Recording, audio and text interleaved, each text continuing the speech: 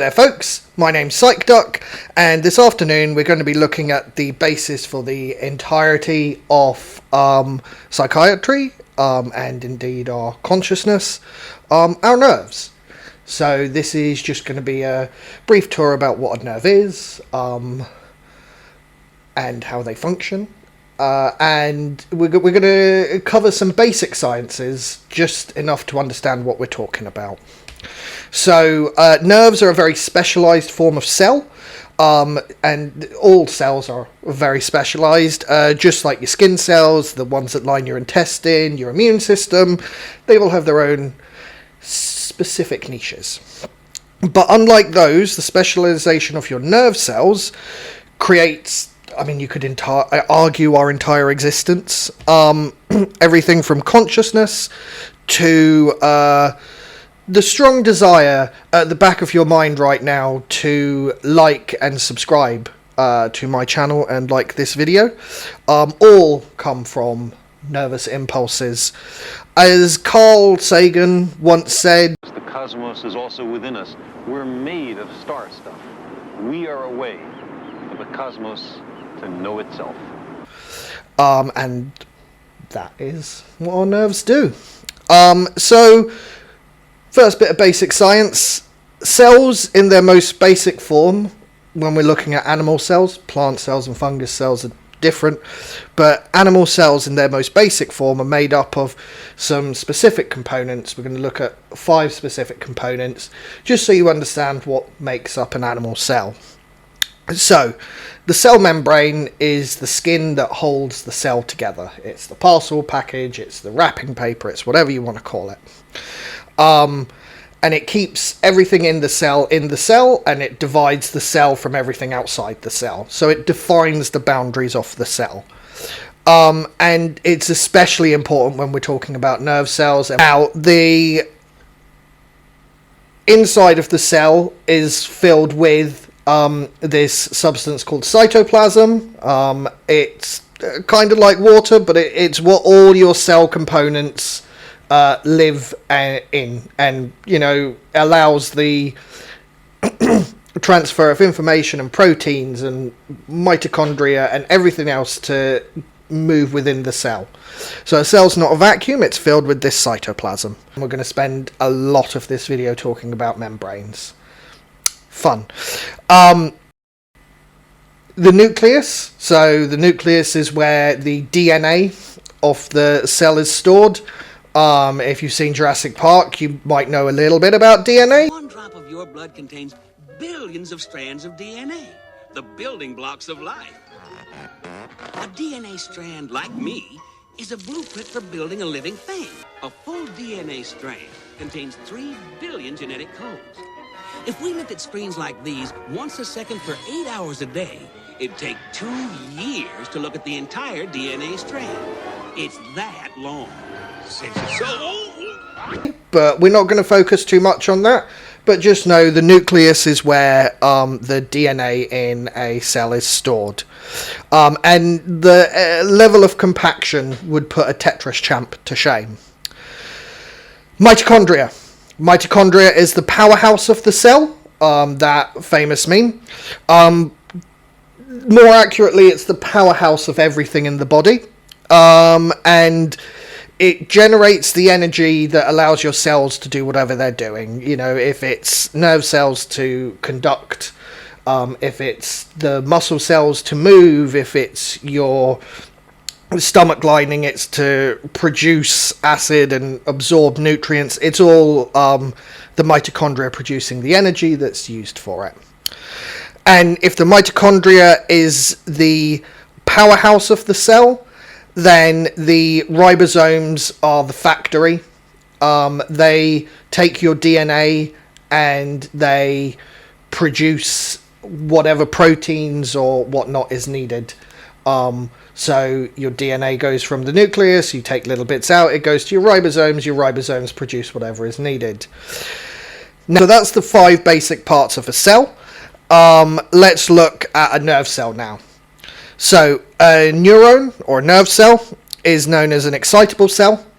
and they're specialized in both their membrane and their shape specifically. We'll look at their shape first. Unlike most cells, which are tiny packages, nerve cells are extremely long, at least by cell standards.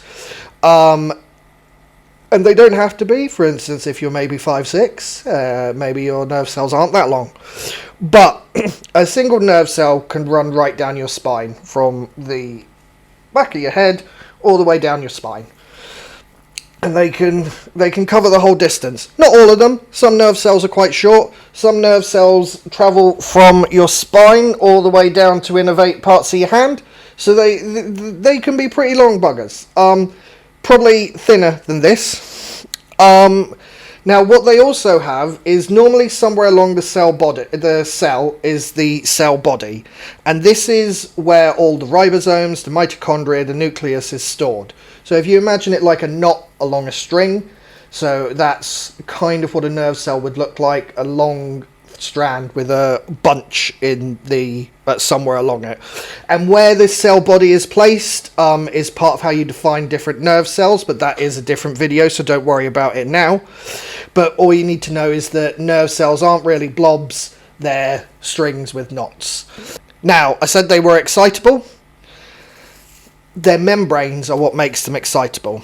So the neuronal membrane is known as a phospholipid bilayer lined internally and externally with proteins. Now, what the hell does any of that mean? Well, cell membranes are made up of lipids or fats, and this is partly why you need fats in your diet. Though, I mean, some of us could perhaps lay off them. And we're not going to break down the exact atomic shape of what a lipid is, because this is the level we're looking at. You know, now it's atomic structures.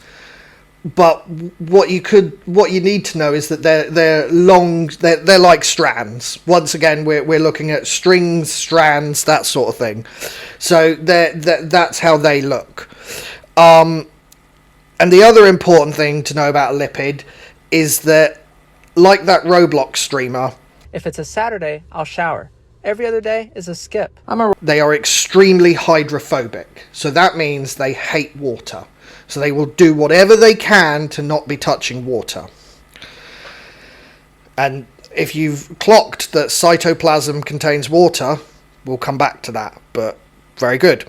Now, the lipids in your cell membrane have what's known as a phosphate head. So, as well as these strings of lipids, they have it has an atom of phosphorus in there, but we don't need to know the structure. All you need to know is it's like a big ball. So it's a big ball with a phosphate group attached, and the lipids attach onto that. So you would have 3 lipids attached to one phosphate head. And so you end up with this quite mutated looking sperm thing. But that's what a phospholipid is. A phosphate group, and all you need to know is that phosphorus is on the periodic table, that's it, attached to 3 lipids. And the phosphate head is hydrophilic. That means it loves water. So you have a phosphate head and 3 lipid tails. The head loves water, the tails hate it. So when it comes to making your cell membrane, which is surrounded on all sides by water, with the cytoplasm on the inside and water on the outside, there's a problem because those tails are desperate not to be in touch with water, but the heads desperately do want to be touching water. Now, this is why it's called a bilayer. So there are, in fact, 2 layers of phospholipids, with the tails all pointing inwards and touching other tails, and the heads pointing outwards so that they touch water. And this creates a great cell membrane. It creates a relatively impermeable cell membrane, except for the proteins that cross it and allow you a huge degree of control in what you let into and out of your cells. We're getting ever closer to that excitable part. Oh, edge of your seats. Now, as I said, cell membrane pretty damn good at keeping most things out, at least anything that can be dissolved in water, because of this bilayer.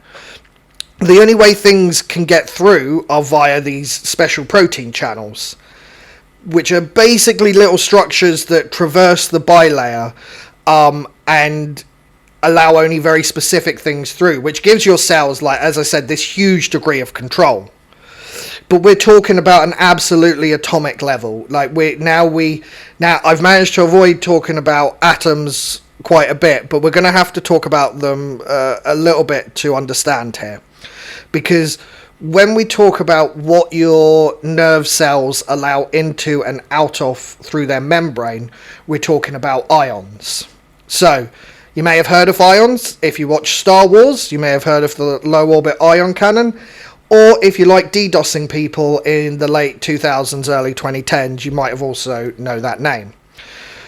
But as I said, ions, let's look at their structure. Simply, when you have an atom, oxygen, helium, hydrogen, plutonium, not plutonium, that's a really bad example, lead, the atom is what's known as charge neutral.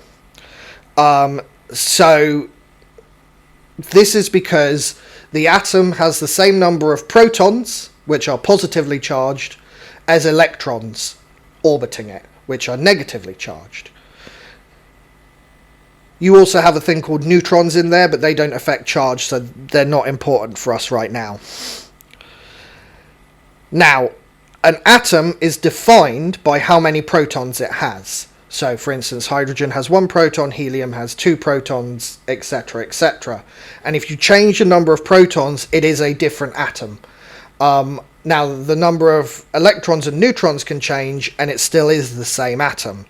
And that's what's important here, because what you can vary is taking electrons into or out of the atom. If we take arsenic, for example, if you take an electron away, you now have an arsenic ion with a single positive charge, because now there are 1 more proton than there are electrons.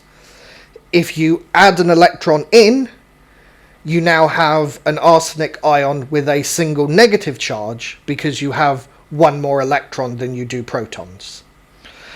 And so that is what an ion is, and that is ions in 20 seconds, or a little bit more maybe. So, now you know what an ion is, we have all the basics of how to make a neuron excitable. So, it's all in terms of neuron excitability, it's all about the ions and the membrane. When it's not excited, the resting neuron, or the resting membrane as it's called, sits there with a high electrical resistance. When I say high, we're talking millivolts here, so tiny amounts, but still a high resistance in comparison. And you have different permeability to different ions through those protein channels on the cell membrane. When your neuron is being dull and not excited, it is relatively permeable to K plus or potassium ions, so these are potassium ions with a single positive charge, and is freely permeable to Cl minus, chlorine ions with a single negative charge. In comparison, it's relatively impermeable to both sodium ions with a positive charge, or Na, sodium ions with a positive charge, and what are called organic anions, which are basically slightly larger structures that carry a negative charge. So this setup leads to what's known as the resting membrane potential of the neuron. This refers to the difference between the charge, positive and negative, in the space outside the neuron, the extracellular space, and the inside, the intercellular space. Well, that's the cytoplasm from earlier. If you don't have any factors or blockages, the ions will try to reach an equilibrium. So equilibrium means that there is no net movement of ions in either direction. So even though one ion goes in, one ion is coming out. And there may be different amounts of ions on either side, but there's no net change. So that's equilibrium. However, there are a lot more sodium and chloride ions outside the cell.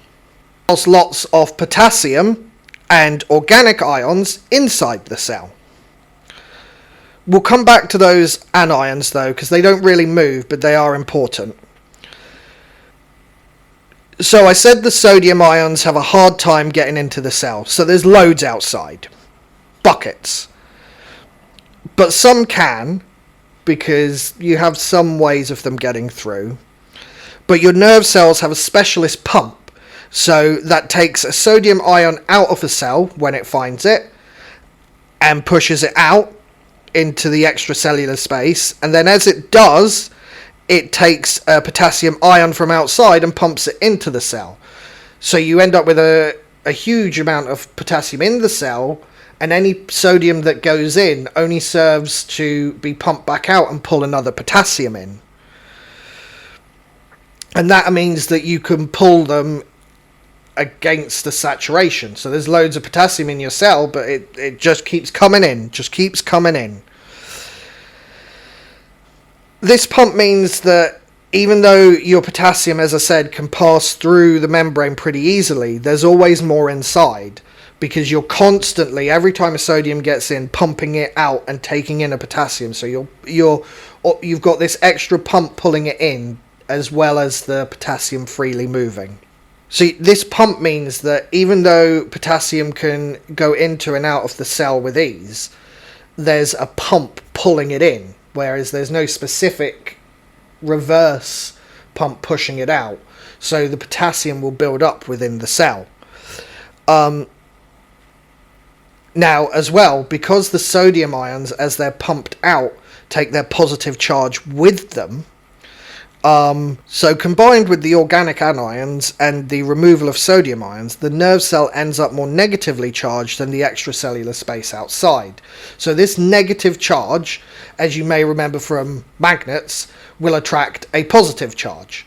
And so this also serves to pull in the potassium ions, because any sodium ions that also get pulled in because of this charge just get pumped out. Now, additionally, this negative charge also helps to repel the chlorine molecules and keep those outside the cell.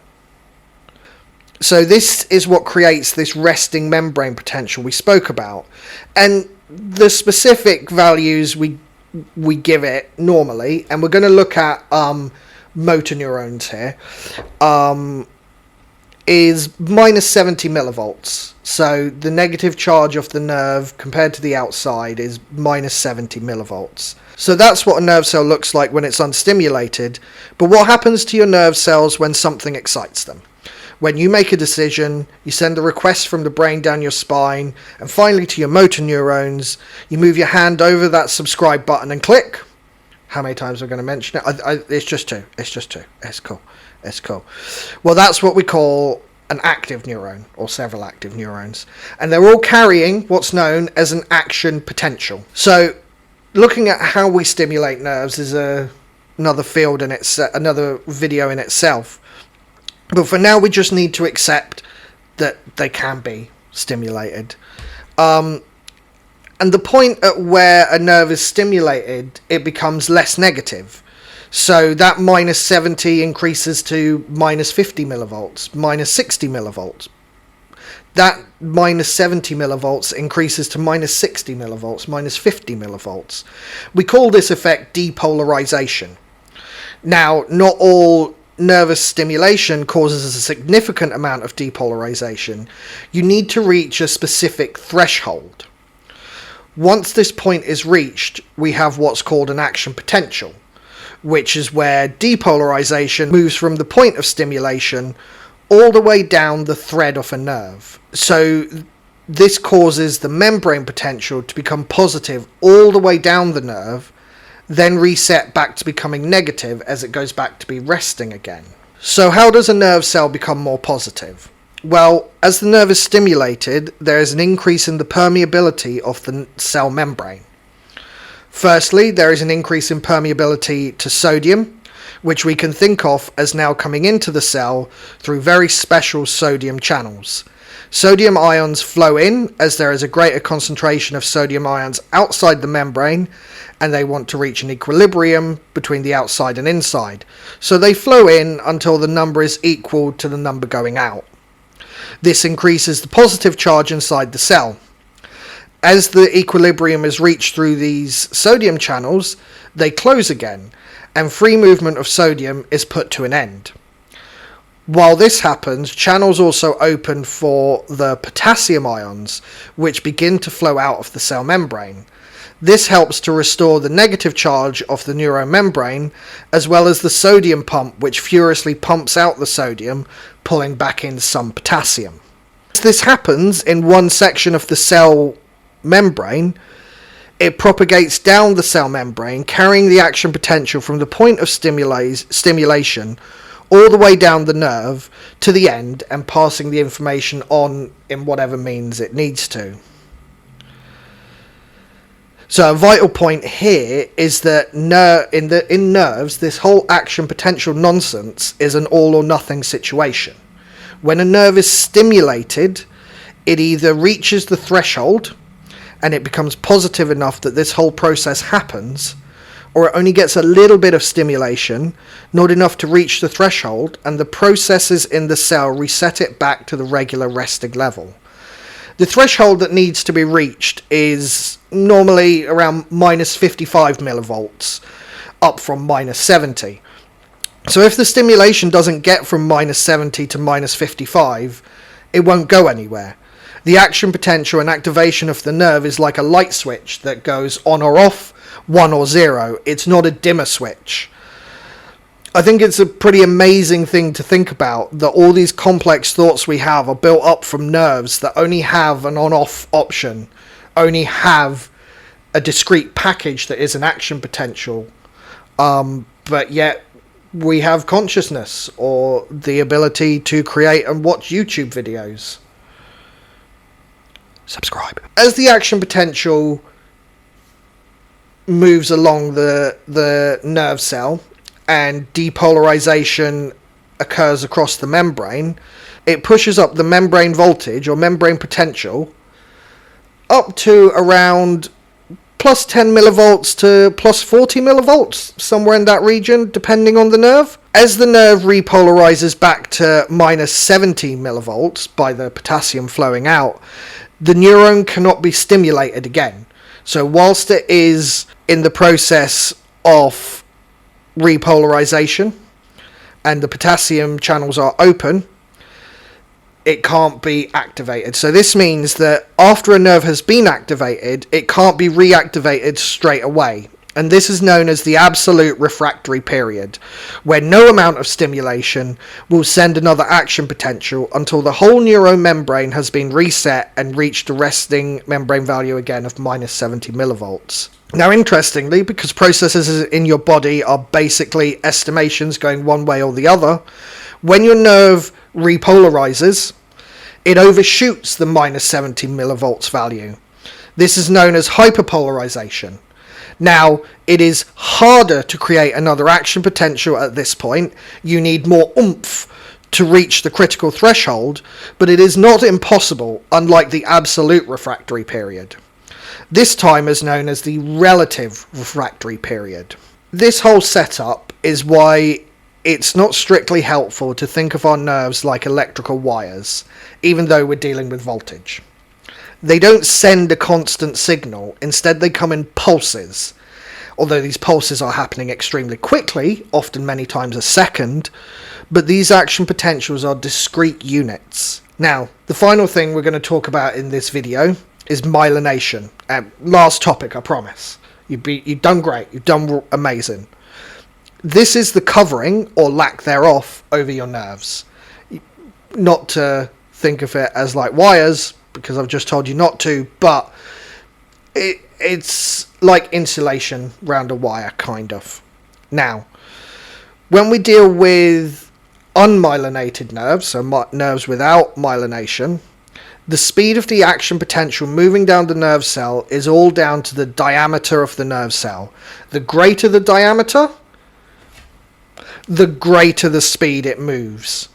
but it is still much slower than myelinated fibers. So, myelination, a new word to throw at you. As I said, last new concept will be covered in another video exactly what it is. But myelination is where other specialized cells in the nervous system wrap themselves around a nerve cell, forming a sort of insulation around the nerve cell. The simplest way to think of it is like another cell wrapping their membrane around the nerve cell multiple times, but the cover isn't continuous. So this covering is even better at keeping things out, because now there's multiple layers. And so if it were continuous, there would be no way for an action potential to travel down a nerve, because obviously you need things to cross the cell membrane. Instead, the nerve's myelin sheath, as it's known, is interrupted at regular intervals along the nerve. And these are charmingly what's known as nodes of Ranvier.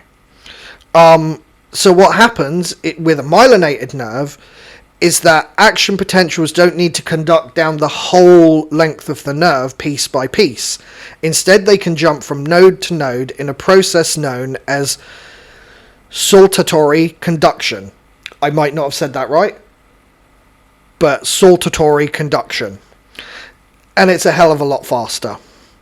The other overall advantage is that the sodium pump in your nerve cell membrane uses energy coming from the mitochondria. So if you only have to do it at the nodes, overall your nerve uses less energy. So myelinated nerves really are the S-tier nerves in your body. And that's it for now. Thank you for sticking around. You've done amazing. This has had a whole load of jargon and introduced several concepts that you are likely to have been unfamiliar with. Maybe you were. I don't want to talk down to you. But they are complex, and how our body works is amazing and an entire universe in itself. But these fiddly and complicated ideas are the building blocks for going forward and looking at how drugs work, how our brains work, how our minds work. And I hope you've enjoyed it, and I'd love to hear your thoughts, comments and criticisms below. As I've said, nerves are entirely how we conceptualize our reality, and this is all based around just the flow of ions into and out of a cell membrane, and we build it up from there in this amazing process. So yeah, YouTube, I'm wishing you a wonderful day and good mental health, and I hope to see you back here again. Thank you. Hey there folks, Psychduck here, just to say thank you for sticking around. If you have made it all the way through this lesson, here is some post-lesson axolotl for you. This is my very good friend named Alamander Rake. So, hope to see you again, and goodbye.